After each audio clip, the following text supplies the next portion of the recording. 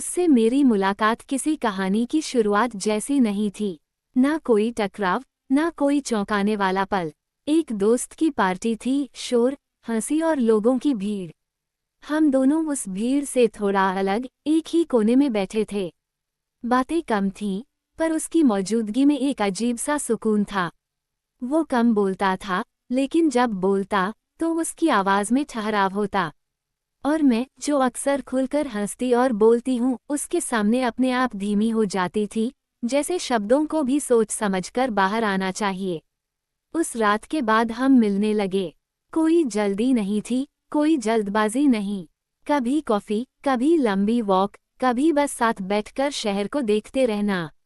उसकी नज़र हमेशा मेरी आंखों पर रहती, कभी भी मुझे ऐसे नहीं देखा जैसे किसी चीज़ को हासिल करना हो, बल्कि जैसे वो मुझे समझना चाहता हो। उसी नज़र में एक नरमी थी, जो धीरे धीरे मेरे भीतर उतरती चली गई। हर मुलाकात के बाद दिल में एक हल्की सी गर्माहट रह जाती, ना बेचैनी, ना डर, बस इंतज़ार कि अगली बार फिर वही सुकून मिलेगा।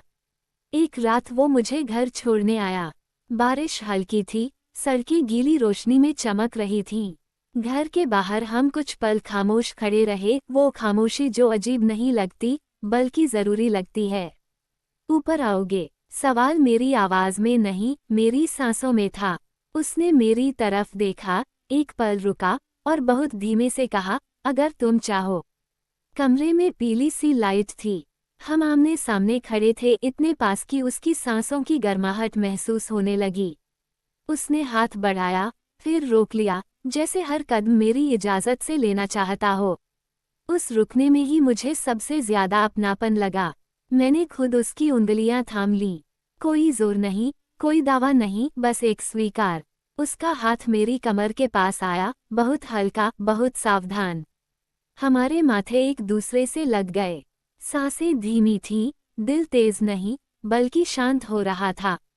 उस पल कुछ भी तेज नहीं था, ना हरकतें, ना एहसास।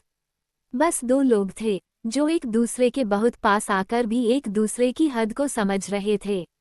वो रात जिस्म से ज्यादा दिल की थी, जहां पास होना भी काफी था। सुबह खिड़की से धूप अंदर आई। वो अभी भी वहीं था, मेरे पास। कोई असहजता नहीं थी, कोई शर्म नहीं। उसने कुछ कहना चाहा, शायद उस रात को कोई नाम देना। मैंने मुस्कुराकर सिर हिला दिया।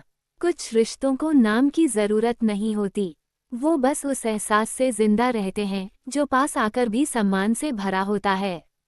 और शायद यही वजह है कि वो कहानी आज भी मेरी त्वचा पर नहीं, मेरी यादों में गर्म रहती है।